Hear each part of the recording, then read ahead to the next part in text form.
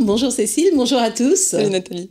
Bienvenue sur Génération Numérique, l'émission des loisirs de toute la famille, high-tech, connecté, pas connecté, très connecté aujourd'hui.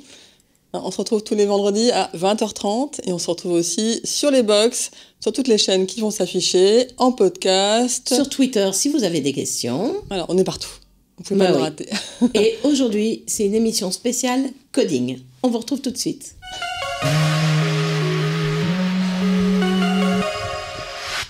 Cécile, c'est ton émission c'est mon émission préférée de l'année.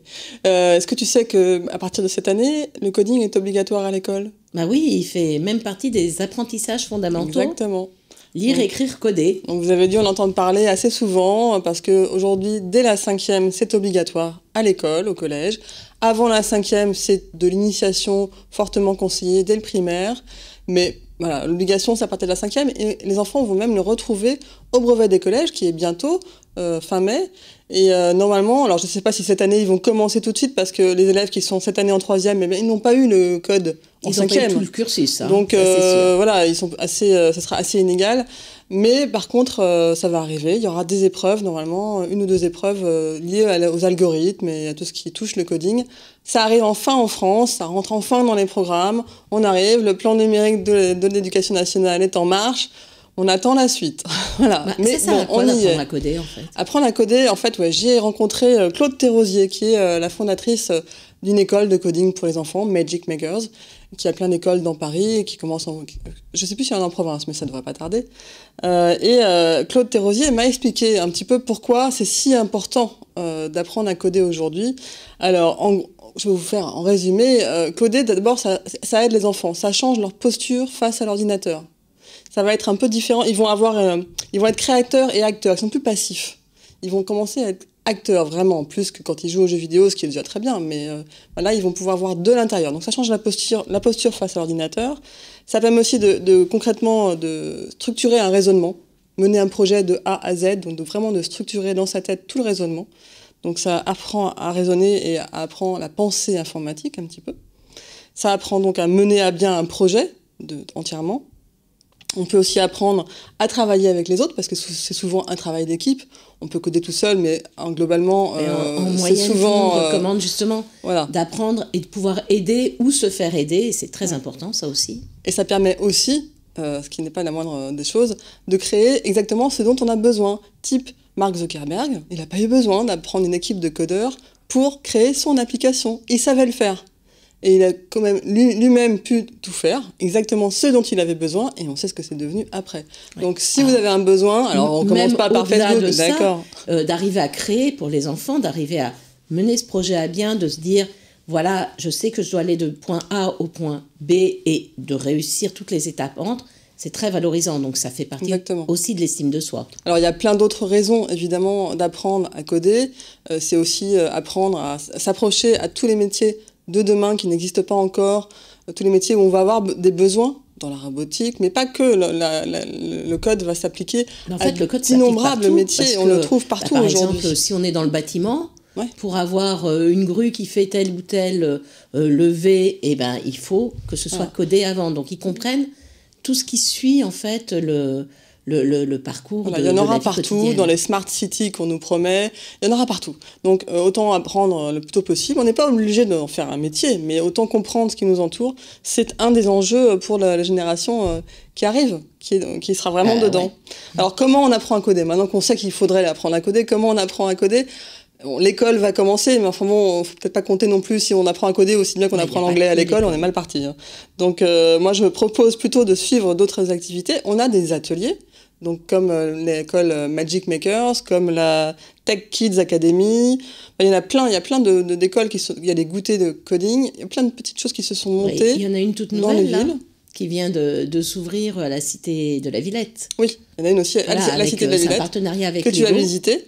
Voilà, c'est le studio Lego Éducation où ils vont prendre des groupes d'enfants, ils sont pas très nombreux, il y en a une douzaine par séance. Il y a 2 âges. C'est les 7-9 ans et les 9-12 ans, sachant que c'est pas complètement strict non plus, hein. Ça peut être du 6 ans et demi, tout dépend aussi de la capacité de concentration de l'enfant. Et ils vont monter leur petit robot Lego. Donc il y en a pour les plus jeunes là qui s'appelle Milo. Et après, il y a pour les plus gros, il y a les Mindstorm. Oui, qu'on avait déjà présenté dans nos émissions. C'est beaucoup plus... Pour les plus âgés, parce qu'il y a une vraie programmation. Ouais. Les autres, ils vont juste leur apprendre à aller faire un petit parcours, avancer, se retourner, etc. Et c'est vrai que les enfants étaient super intéressés. Ils étaient assez jeunes, comme on peut le constater, et ils sont vraiment plongés dedans. Ils étaient très, très fiers d'arriver à programmer leur robot. Alors c'est pas très, très cher. Ça dure 1h30, ce qui peut être un peu court, mais on est vraiment dans de l'initiation. Et je crois que c'est 12 € de l'heure, 12 € l'heure et demie. C'est pendant les vacances, c'est les week-ends. Alors, il y a les ateliers comme ça qui sont payants, il y a les écoles aussi, il y a aussi des projets qui sont gratuits. Les Fab Labs, souvent. Ouais. Et vous avez aussi le Play and Code, c'est une opération lancée par Early Bird Studio. C'est un site qui, à travers le jeu vidéo, apprend à coder. Il est très sympa, on peut faire plein de choses. Donc là, c'est vraiment à travers le jeu vidéo, c'est hyper ludique. Donc c'est aussi un autre moyen de s'y mettre. Sinon, les programmes dont on parle beaucoup, c'est Scratch et Python, qui sont 2 programmes qui ont été lancés par le MIT pour les plus petits. Scratch pour les plus petits et Python qui sont très visuels, où il suffit de tirer des icônes à droite et à gauche. Et dans les écoles de code, vous aurez des activités avec ces langages-là. Vous avez aussi des activités autour des drones, autour de la musique, autour de la vidéo. Ils ont réussi à réunir tous les univers que les enfants aiment autour de tout ça. Vous avez évidemment des applications. Alors, en application, on a la nouvelle... Des applications et des sites, en fait. Ouais, applications. Mais on a la nouvelle de Apple qui vient de lancer une application gratuite qui est très sympa, qui s'appelle Swift Playground. Hop, je l'ai lancée là. Et qui est hyper ludique. Je vais vous montrer. Hop. Elle est très, très ludique. Donc, ça s'appelle Swift Playground. Et on a un petit monde avec un petit personnage qu'il faut faire avancer. Là, j'ai créé mon premier code avec 4 lignes de code ici tout bête. Ensuite, je fais exécuter mon code et il va réussir, le petit bonhomme qui s'appelle Octet, à aller attraper un gemme. Donc là, j'ai fait ça une gemme, pardon. J'ai fait ça en 30 secondes. C'est la première étape, c'est la plus facile. Hein, je vous montre pas tout le reste. Mais l'application est gratuite et elle a plein d'étapes différentes, donc c'est vraiment hyper ludique. Ce type d'application, il en existe plein d'applications. Il y a aussi l'application Scratch qui permet de s'initier au langage, elle est gratuite également. Il y a énormément d'applications autour du code aujourd'hui qui sont plus ou moins bien et plus ou moins chères, donc à vous de bien choisir. Il y a Disney qui s'est pas mal investi voilà, là-dedans, Disney si aussi, tout à fait. Qui a un site spécifique en collaboration, alors ils sont pas tous... avec Hour of Code. Avec code.org, et c'est disponible sur le site de code.org, et où il y a les personnages Disney qui sont mis en scène pour apprendre à coder. Et là où c'est assez intéressant, c'est que cette année, c'est avec Vaiana, et Vaiana, c'est une héroïne, et justement, les filles sont un peu absentes du monde du coding, du monde scientifique, et le fait que ce soit une fille qui soit dans l'application, ça permet effectivement que les filles s'investissent plus. Ouais, et il faut. Parce qu'effectivement, dans les stages... ça fait partie, effectivement, des initiatives Hour of Code, l'heure de code. Qui est une initiative mondiale qui regroupe tous les grands de l'informatique et qui essaye de pousser, de stimuler les filles, les jeunes filles, à s'intéresser au code. Ce n'est pas... Hour of Code, c'est générique pour tous les enfants, notamment... les filles, non, et surtout les filles. Voilà, c'est générique, c'est pas réservé aux filles. Non, bien sûr. Mais effectivement, je l'ai constaté dans les stages d'activité coding, il y a sur 10 enfants, il y a une fille, et encore. Donc, il est urgent des filles de s'y mettre. Peut-être qu'il faut sensibiliser les mamans. Oui, je pense parce que je pense que les petites filles, quand elles y vont, elles sont super contentes. De toutes les manières, elles aiment la vidéo, la musique, les jeux, comme les garçons, donc il n'y a pas de raison. On touche une tablette, on touche aux jeux vidéo, forcément les petites filles sont contentes. Je pense que les mamans sont plus réticentes. Donc, Peut-être. je pense qu'il faudrait faire une Hour of Code spéciale maman. Alors, pour apprendre tous ces langages, on a de super livres. Il y en existe plein. Il y a la collection en complète chez Errol, avec le langage Python, le langage Scratch, des cahiers d'activités, etc. Et également Lego tu vois, Mindstorm pour quand on a les robots Lego. Chez Gallimard, vous avez aussi apprendre à programmer avec Scratch. Il y en a plein. On ne vous a pas tous amenés parce qu'il y en a beaucoup. Donc, n'hésitez pas. Et évidemment, pour et puis apprendre... ça peut vous apprendre à vous pour que vous puissiez transmettre aux enfants. Tout à Souvent, fait. les livres un peu plus jeunes, c'est expliquer plus simplement. Ça aide. C'est comme les maths et le français. Si vous comprenez un peu ce dont vous parlez, vous allez pouvoir expliquer aux enfants. C'est quand même plus sympa de pouvoir les aider à jouer avec le code si vous connaissez un petit peu. Donc, on peut s'y mettre en même temps. Il y a des jouets, évidemment. Il y a des jouets et des jeux. Il y a plein de robots qui existent. Là, c'est chez Clémentoni. C'était un petit robot à moins de 50 € pour apprendre, pour se familiariser un petit peu. On a... Pour les tout petits, la chenille Fisher-Price, qui est vraiment l'initiation au tout début du code, où on apprend avec tous les sigles. On l'avait déjà présenté une fois en détail. Tous les sigles qui sont sur chaque morceau de chenille. Voilà, aller tout droit, tourner à droite, tourner à gauche. Qui se branchent en USB, comme des faire de la USB. musique. Hop.